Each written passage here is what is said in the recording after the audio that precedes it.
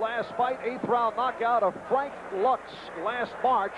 His previous fight, a 10-round draw against Nino Gonzalez. Vampire Johnson actually turned pro as a heavyweight. He had ballooned to 202 pounds on a welterweight frame, and then he went down to light heavyweight and eventually to middleweight and junior middleweight.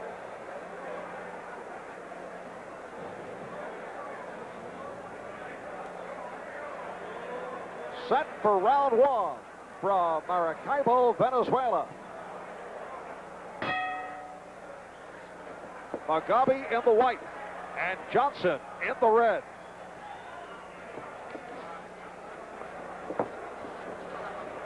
Bear in mind, Mugabi likes to start fast.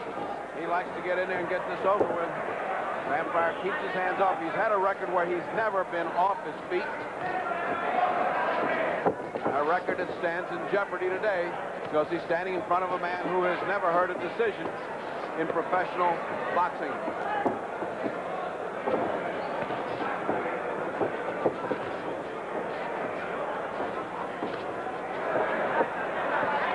Oh, the right hand by Mugabi. Height advantage for Vampire Johnson. And Mugabi showing us his speed.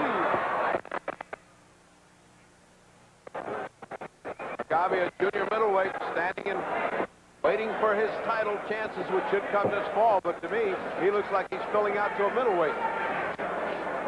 It's his intention to take on Hagler somewhere down the road. He's not far from it. He has a rather large, well-muscled body. Mugabi getting the left hand in on Johnson.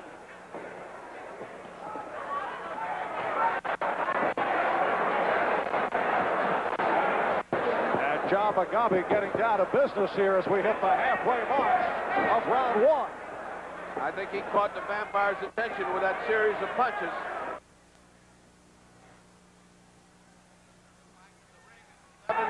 Feet by 17 feet, the smallest I've seen. A virtual phone booth is in Mugabi's favor. There's not much room to maneuver to get away from him.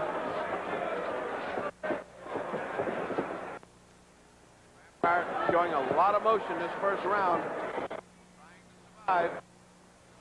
Trying to figure out what it is that he can do. John defeats Mugabi. Mugabi comes off his toughest bout as a pro, taking 10 rounds, stopping James Hard-Run Green in the 10th, and now Mugabi showing great confidence. The hands are down low. He has such fast reflexes, and his punches are so hard. He's beginning to reach the Vampire.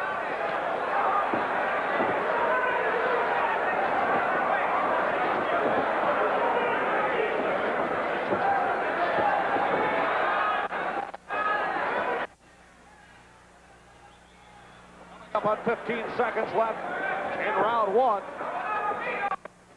The Beast pursuing the Vampire throughout this first round. We'll be back right after these words. When you buy a new car, In Maracaibo, Venezuela, Marv Albert and Ferdy Pacheco, we apologize for the audio problems here at the start of ringside. This is round two. John Mugabi in the white, Wilbert Vampire Johnson in the red. Decisive opening round for the Beast Mugabi. In the corner, Vampire Johnson's been told to show even more movement and to jab as he moves. Oh, left by Mugabi. A short left by Mugabi. He doesn't know where he's at. He doesn't know where he's at. They should stop it. They should stop it. That's it.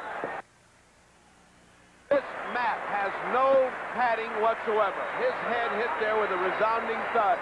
The judge was very wise in stopping this. Enzo Montero with the quick ball as Mugabi got the left hand in, and Johnson just could not clear his head. And that's it. A second round knockout for John the Beast Mugabi. Take another look at it. Well, it's a thudding hook. No question. And Mugabi throws with such power. Bear in mind, this man's never been down. This is a one-punch knockout. Right on the button. Now watch his head. It's criminal the way this padding has been eliminated from the ring.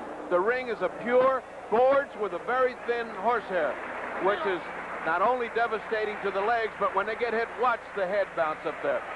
The referee was very wise in not allowing this.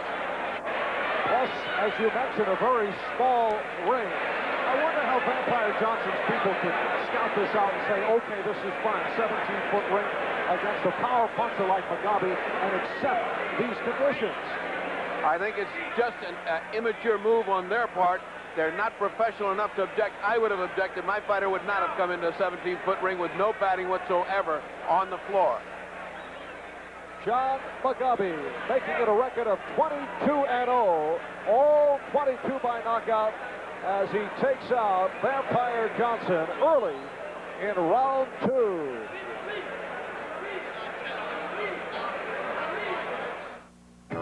They didn't buy. And we welcome